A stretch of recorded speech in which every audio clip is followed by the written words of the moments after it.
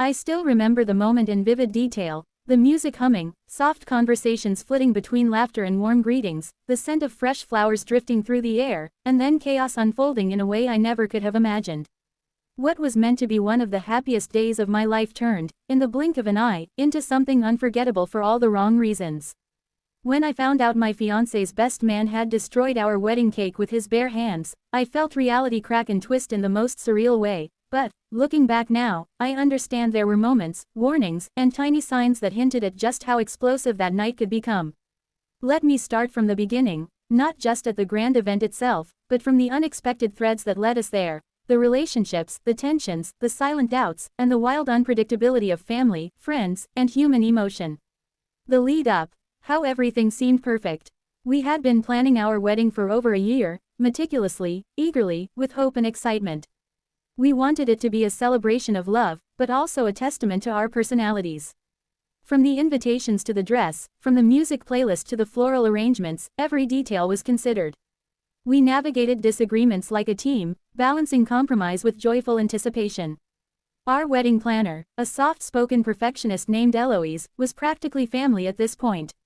She had this uncanny ability to organize chaos into beauty, and she understood our vision down to the smallest detail.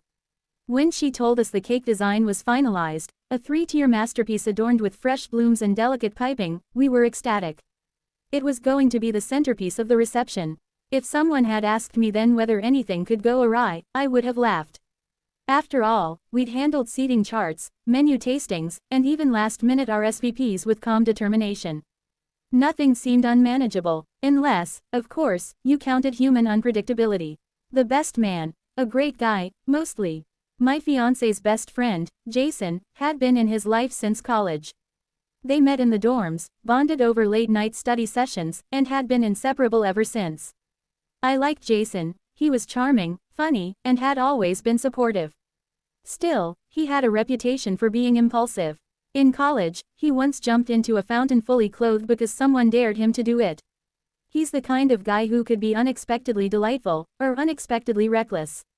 Our wedding invitations had included a small note asking guests to avoid alcohol before the ceremony but to enjoy responsibly afterward.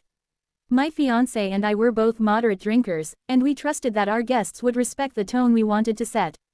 We were wrong. There were already a few incidents earlier in the week, a minor argument between two distant cousins over a parking spot, one aunt saying something borderline inappropriate about my dress, but nothing that threatened to derail the celebration. And yet, looking back, those early moments of friction hinted at the tension that would explode later. Ceremony. Magical and serene. The ceremony itself was everything I had dreamed of. It took place in a garden dripping with greenery, framed by flowers in soft pastels. As I walked down the aisle, my heart pounded with nervous anticipation. But when I saw my fiancé waiting there, calm, smiling, eyes glowing, all my anxiety melted away. Our vows were personal, raw, imperfect, and deeply meaningful. There was not a dry eye in the crowd. At the end, we kissed, and the world seemed to shimmer with joy. The photographer captured every moment, unfiltered emotion reflected in tears, laughter blossoming in faces, and the unmistakable glow of happiness. We took formal portraits beneath a willow tree, and guests began to make their way to the reception area shortly after. Everything was going perfectly. Reception begins. First signs of trouble.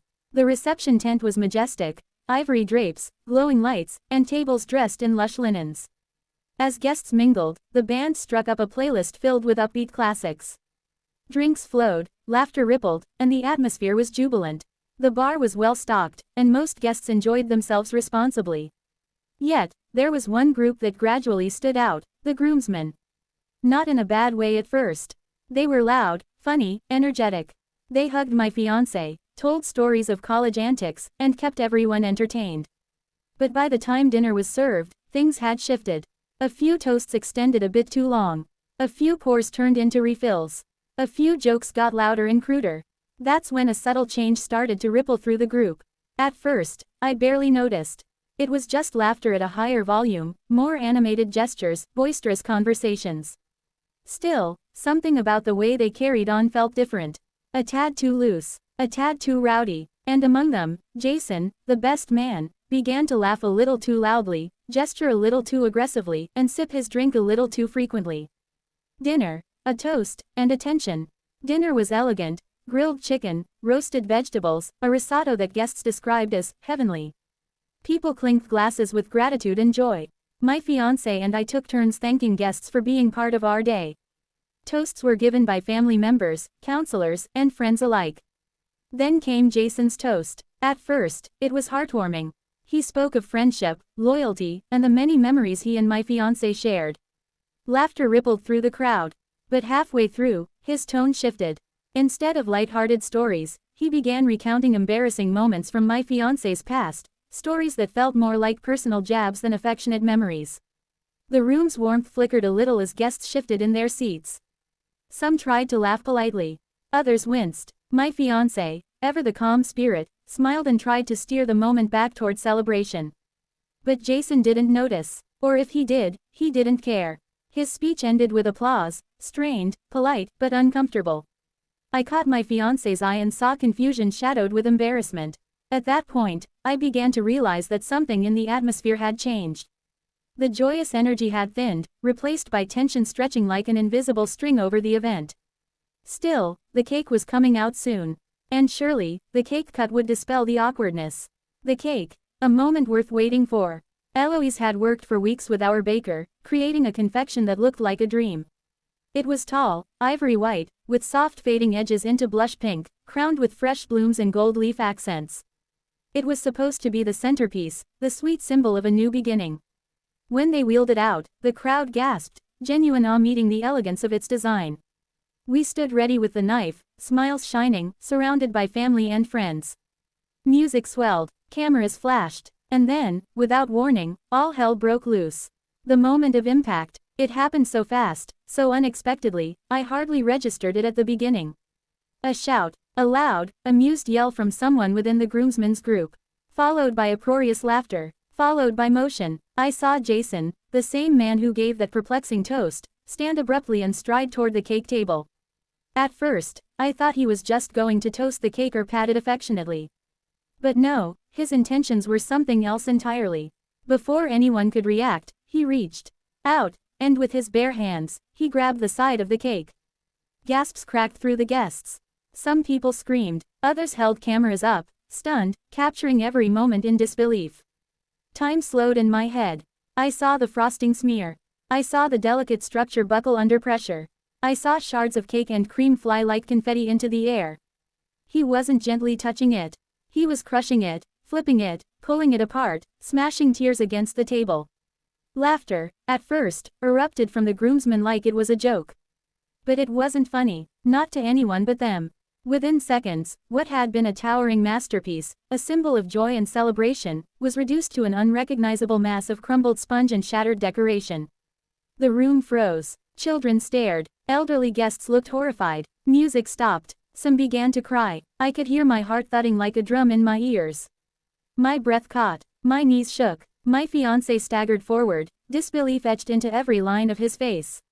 Shock, silence, and instinct. When chaos unfurls, people react in ways that surprise even themselves. My first reaction was disbelief. This can't be happening. My second was anger. Why would anyone do this? My third was concern. My fiancé. Everything beyond that became a blur. The band, uncertain, stopped playing mid-note. Some guests murmured angrily. A few tried to comfort my fiancé. Others looked around, unsure if they should intervene. I don't understand, my fiancé whispered, voice tight, eyes fixed on the ruined cake. Jason stood there, chest heaving, a half bottle in his hand, grinning like he thought it was funny. Only it wasn't. Words were said that couldn't be unsaid. I walked toward Jason, controlled, but with fury simmering beneath the surface, and asked him what on earth he thought he was doing. His response was a slurred laugh and an excuse that made no sense. Something about tradition, something about breaking expectations. My fiancé stepped between us, his voice steady yet exhausted. He asked Jason to leave. Asked him to stop making a scene. But Jason didn't. Instead, he defended his actions as if destroying something meaningful, something that took months of planning, money, and emotional investment, was a joke or some performance of bravado. Guests began to murmur, some calling him out for disrespect, others unsure whether to intervene physically or just step back. At one point, someone tried to pull Jason aside. He shoved them. The situation teetered on further conflict. A few people rushed to help clear cake scraps. Others tried to soothe guests, particularly children who were distraught because they'd been looking forward to that cake. Someone offered slices of an emergency backup dessert. Thankfully, Eloise had prepared extras for flavor tasting, but the moment had already been irrevocably broken. Aftermath. What we learned about people. The reception didn't recover that night. Some guests stayed, consoling us. Others quietly slipped away. The laughter, once vibrant, was replaced by awkward conversations. My parents hugged me. My fiancé was silent for a long time, staring at the floor. No one knew what to say. Some people blamed alcohol, others blamed, best friend, entitlement. Some said it was an accident. Some said it was deliberate. In truth, it was both and neither. It was reckless behavior, immature bravado, respect utterly lacking. It was an emotional grenade tossed into a crowd that only came together because, up until that point, everyone had shared joy. The emotional wreckage was heavier than the physical remnants of cake. The next day, reflection and healing. We woke up the next morning with exhaustion weighing on our bones like lead. What we had planned as a joyous memory had turned into something painful and bewildering. But grief, if tended to with love, slowly softens. We shared coffee in silence, then slowly talked about what happened, how it made us feel, and what it revealed about expectations and human limits. I remember looking at my fiancé and thinking how resilient love had to be, not because it was easy, but because it survived unexpected turmoil. We called the guests who had shown kindness, and thanked them. We called friends who had been concerned. Some reached out with apologies, others with confusion. Some offered support without fully understanding. But that was okay, people react differently. And while nothing could take back